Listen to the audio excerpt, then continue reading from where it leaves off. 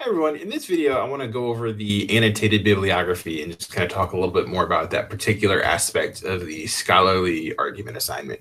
So the annotated bibliography is an opportunity for you to find sources and read through them and think about the connections that they're making and what work they're going to be doing in your own argument. So to that end, you'll need to find your 8 sources before you, or as you start to work on the annotated bibliography.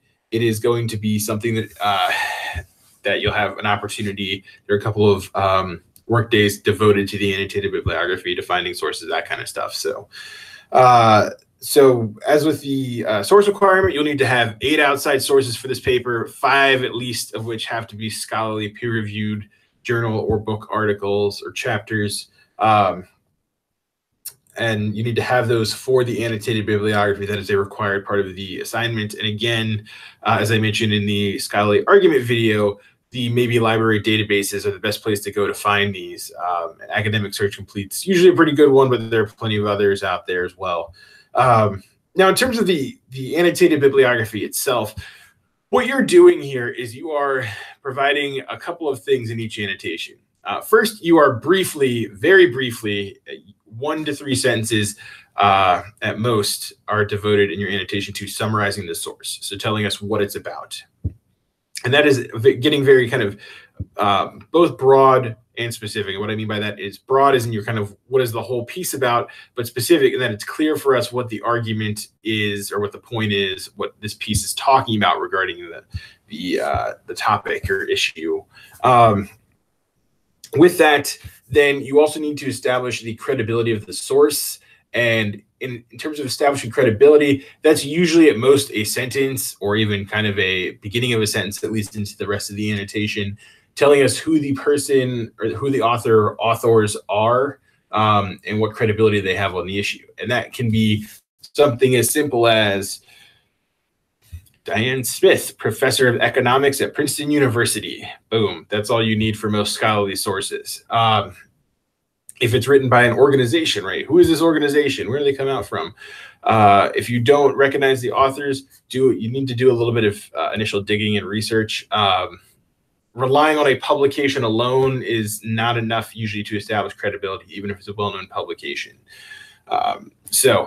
You're establishing the credibility, you are summarizing the source for us very briefly, and then you are also analyzing the source. This is kind of the key part of the annotation that is the one that is missed the most or not developed the most. You're analyzing the source, breaking down what it does, what perspective, what kind of information it brings to your argument, and how it's going to be relevant to what you're talking about. This is the point too, if it relates to other sources directly or indirectly, if it's confirming what somebody else has said in another source, if it's kind of a direct counter argument. This is something you want to address in your annotation as well. So when you look at a whole annotated bibliography, this is not just kind of an annotation for each individual source, but also kind of an overview for how are all these sources that you found beginning to come together. And that being said, you don't have to have read all of them in such depth that you're able to kind of articulate every single aspect of the argument for each one at this point, but it should be clear that there's some familiarity. You know what you're talking about. You know what the sources are talking about. You have a good idea about how they're going to kind of play with or against one another, and really kind of showing that you have a good body of research to start working on drafting the scholarly argument. Now, a couple of questions always come up. You are not locked into these sources, even with an annotated bibliography.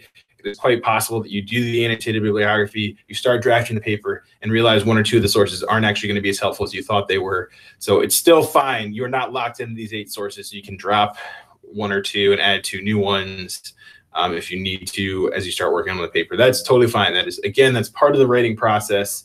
So that's, you know, if you feel like you've come up against that, don't worry about that. There are, on the assignment sheet, I have provided links to a couple of sample annotations, as well as under the annotated bibliography workday tab on D2L and Unit 3, there is a template and guide there that shows kind of how to do a basic kind of layout for an annotated bibliography. Now, in terms of the bibliography itself, again, as I mentioned, you need to have 5 different sources, at least 3 different types of sources. This is all kind of laid out on the annotated bibliography assignment sheet. But you need to make sure they are credible, they're relevant, and they're varied.